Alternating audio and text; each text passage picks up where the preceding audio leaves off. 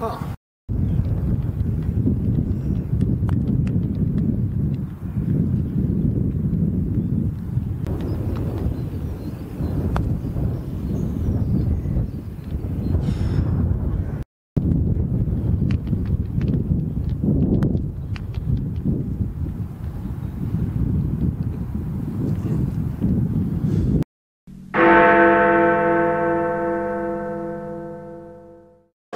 Mon cher Quentin, nous sommes à nouveau dans les bureaux de PGA France, oui. Où on se sent bien, il faut bien le dire. Ah, on a un petit studio très sympa. Très sympa, on peut travailler dans de bonnes conditions, c'est assez agréable. Avec un beau matériel. Alors, du beau matériel, effectivement, puisque en fait, on peut le dire, on va inaugurer en fait une nouvelle rubrique. Voilà. On va d'ailleurs commencer avec un autre de marque pour l'inaugurer, hein, puisque c'est pas rien. Puisque nous allons commencer à aborder la question des putters. Putters, exactement. Alors, ce qu'il faut dire, c'est qu'on ne pourra pas tous les essayer. Non. Nous avons pris parti de n'essayer que ceux qui, d'après les importateurs, d'après les marques, nous disent ça, c'est une avancée technologique majeure. Voilà. Essentiellement. Donc, il n'y en aura pas tout le temps, mais on va essayer de faire, normalement, un maximum de putters dont d'après justement les importateurs, il y a une innovation assez pointue et qui change par rapport à d'habitude. Et aussi les grands classiques en fait, qui sont pas forcément, qui n'amènent pas forcément de révolution au niveau technologique, mais qui sont des putters que vous consommez beaucoup, hein, que vous utilisez beaucoup, et donc effectivement qu'on puisse vous donner un avis sur la qualité de ces outils-là. Même comme le putter de chez Odyssey, le 2 balles, par exemple, qui était un putter pas standard, on va dire, mais technologiquement classique. Voilà. Juste un look différent, sauf que ça a été l'un des plus gros cartons de je sais pas qui, de combien de... Voilà. Alors par contre, petite précision, c'est qu'on ne donne pas de notes. Non, nous ne donnons pas de notes. Hein. Pourquoi ? Parce que le putting est un domaine peut-être qui repose trop sur les sensations de chacun. Exactement. Plutôt que sur des éléments objectifs, donc difficile de donner une note, parce que peut-être que là où mettrait toi et moi un 4 à un putter qui nous paraît bizarre, quelqu'un d'autre lui mettrait 10 sur 10 parce qu'il rentre tous ses potes avec, et que s'il rentre tous ses potes avec, c'est forcément le meilleur putter du monde pour lui. Exactement. C'est comme c'est très personnel, nous allons surtout juger de la qualité du matériel, de ce qu'il vaut, de ressenti, également de ce qu'on a ressenti, de ce qu'on a ressenti, mais nous ne mettrons pas de note. Voilà, exactement. Alors on va commencer, on a dit, par un autre de marque, puisqu'on va commencer par la marque Ping. On le sait, qui est un des grands spécialistes historiques du putting, hein, qui a fait carrément tout le putting, a fait le démarrage en fait de la marque Ping, puisque sa première création a été un putter qui a permis à Julius Boros d'ailleurs de gagner l'Open de Miami en 1956, je crois, de mémoire. Et c'est à la suite à ça que les fers sont arrivés. Donc on va commencer par Ping et donc par un de leurs... nouveau modèle, mais qui 2018. Est un domaine classique, un modèle classique puisqu'il a existé tout au long des années, qui est le B60. Le B60. En couleur cuivre beryllium. Voilà. En fait, je crois que la couleur n'est juste là que pour remarquer ou rappeler qu'au départ c'était un putter en beryllium. Cette forme-là en presque demi-lune, c'était en beryllium. Ouais. C'est un très bon, en soi le modèle, hein, sans parler du Volt de 0 qu'on va B60 dont on va parler tout à l'heure, mais le B60 reste un modèle qui a vraiment fait ses preuves, qui est très bien équilibré d'une façon globale. Je suis tout à fait d'accord, il est très neutre, on va dire. Il est très neutre, voilà, il est très très neutre. Il a également, je trouve un autre avantage, moi c'est un putter que j'ai joué personnellement en compétition professionnelle, c'est qu'il a une grande ligne de visée à l'arrière. Oui, ça j'aime bien. C'est moi aussi, parce que je trouve que ça t'indique bien le plan de frappe, et ça te permet de visualiser par ailleurs un petit peu plus ton aliment de face de club. Exactement, mais ça encore c'est une préférence. Absolument, c'est ce pourquoi on ne note pas. Donc un très bon putter en soi, un très bon modèle, et alors donc là cette année il y a le Volt de 0 en B60, donc c'est-à-dire le dernier né de cette gamme-là. Et donc j'ai envie de te dire, on les a beaucoup essayés. Hein. Oui, vous avez pu voir sur les vidéos, on s'est bien amusé. Voilà, et donc j'avais envie de te demander ton avis. Je suis pas un grand fan. Alors déjà je vais commencer un truc simple, c'est le matériau dans lequel il est conçu, magnifique. Il est beau. Voilà, personnellement, je le trouve très beau. Le matériel est excellent, et on sent qu'il y a une richesse dans le contenu, une connaissance dans le matériel, dans la conception, dans l'usinage, enfin bref, dans toute la fabrication de la tête de club, qui est fantastique. Seulement, il y a un truc que je n'aime pas du tout, c'est que c'était, alors que je n'aime pas du tout, celui-là, ça va encore, c'est un toucher presque un petit peu feutré. Feutré dans le sens où le toucher est presque trop doux et surtout, enfin pour moi c'est bizarre, j'aime bien quand le contact est un petit peu franc. Oui. Et là, le contact bien franc comme je l'aime, il est à peu près la taille d'une tête d'épingle sur la face de club. C'est tout petit, où là j'ai cette sensation un petit peu plus de poids de tout le club qui tape dans la balle, donc là je trouve ça très agréable. Il n'empêche que quand on la descentre, justement on a une sensation de feutrage, que je n'aime pas du tout. Ouais. Mais par contre, c'est pour ça que je dis que c'est quand même très bonne qualité, c'est que la tête ne vibre pas. Non, le putain est très bien équilibré. Je l'ai pointé un peu, talonné un petit peu. La la face de club à l'impact ne bronchait pas. C'est pour ça que je trouve que c'est du très bon matériel, mais que je n'aime pas à cause du toucher. Voilà, et c'est là où on retrouve, si tu veux, je dirais toute la qualité de Ping, c'est qu'en fait, même si toi tu ne l'as pas aimé particulièrement, il n'empêche que tu te dis, waouh, quand tu le prends dans les mains, tu te dis, tu le poses derrière la balle et tu te dis, waouh, c'est un beau putter. Ça. Oui, en plus il pose bien le sol, il est beau, c'est perso.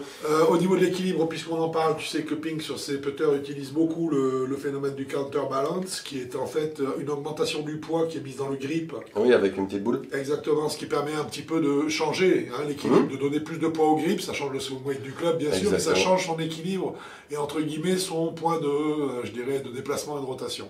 Ce sont des beaux clubs, ça c'est clair. Oui. Alors, pour en revenir à ce que tu viens de dire par contre, si je peux me permettre. Ah, je sais pas. Comme tu l'as remarqué, je vais me permettre quand même. Comme tu l'as remarqué, il n'y a pas d'insert dans la face de club. Tout à fait. Donc en fait, ce qu'on a, c'est qu'on a une face de club qui est avec un motif usiné. Oui. Très joli d'ailleurs. Qui est d'ailleurs joli le motif. Mais par contre, ce qui est certain, c'est que on ne comprend pas bien, et tu vas voir où je veux en venir. Hein, je t'en prie. On ne comprend pas bien comment est-ce qu'un putter qui n'a pas d'insert souple pour percuter la balle au milieu du bois, qui est donc là qu'une face de club métallique, comme toujours. Basique, oui. Basique.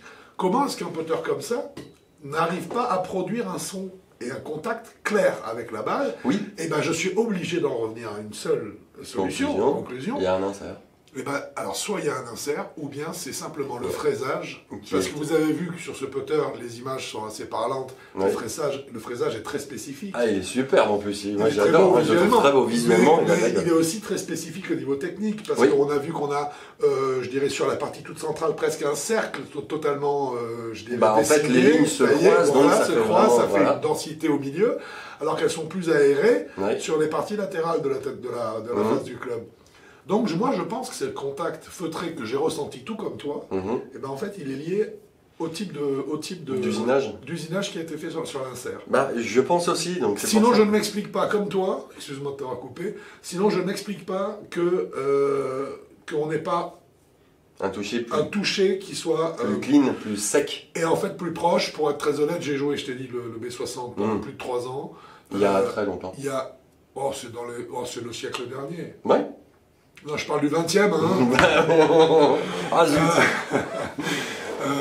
On avait le toucher, il n'avait rien à voir. En termes de clarté, il était très naturellement, clean, très sec, très clair, ce que j'aime beaucoup, moi. Ah, moi j'adorais ces Et là, au contraire, je trouve que franchement, il est effectivement, il amortit trop, en fait, la balle. Alors, c'est peut-être trop en sensation. Voilà, en sensation. En fait, je pense que ce putter, il est génial pour les greens rapides.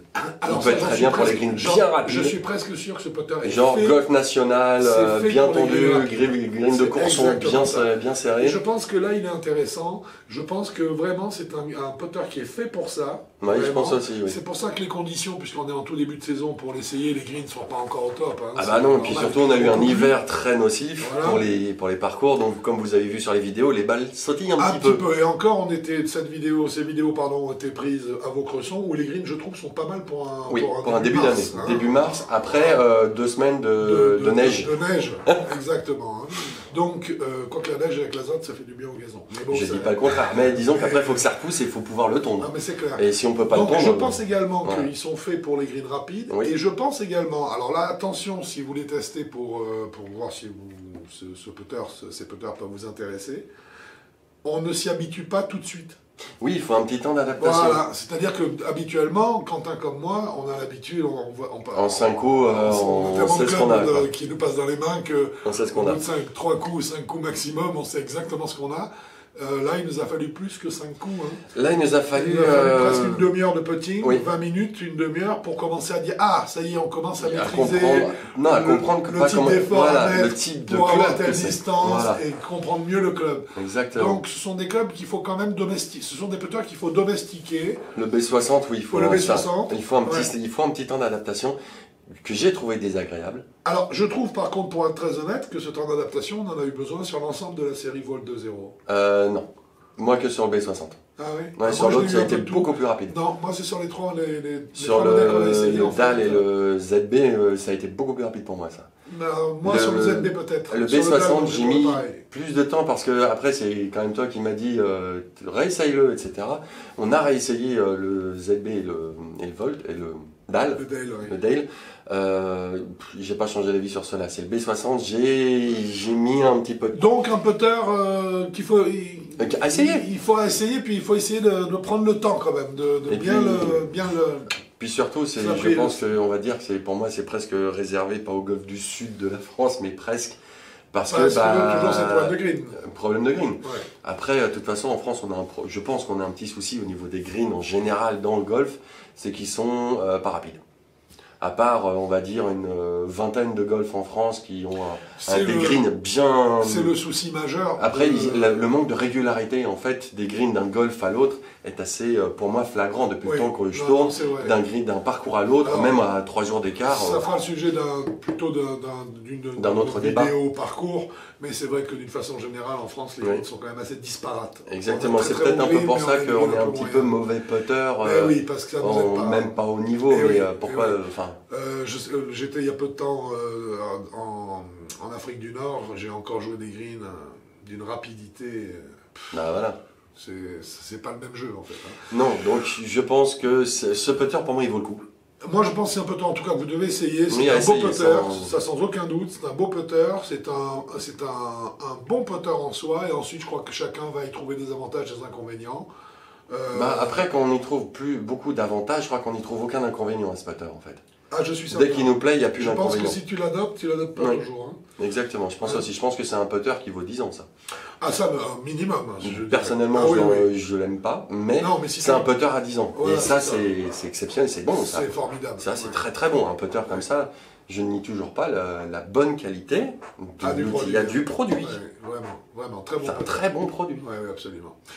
Merveilleux, on ne donne pas de note à ce produit, on vous dit simplement... Essayez-le. Le Volt 2.0 de chez Ping, le modèle B60, est à essayer, à domestiquer, et peut-être que ce sera pour vous une révélation. Je pense que ça peut très facilement. Voilà. Merci beaucoup Quentin. Moi je t'en prie Franck, c'est un plaisir. À bientôt. À bientôt sur Avis Golf. Ou sur un terrain de golf. Exactement. Au revoir. Bon golf à vous.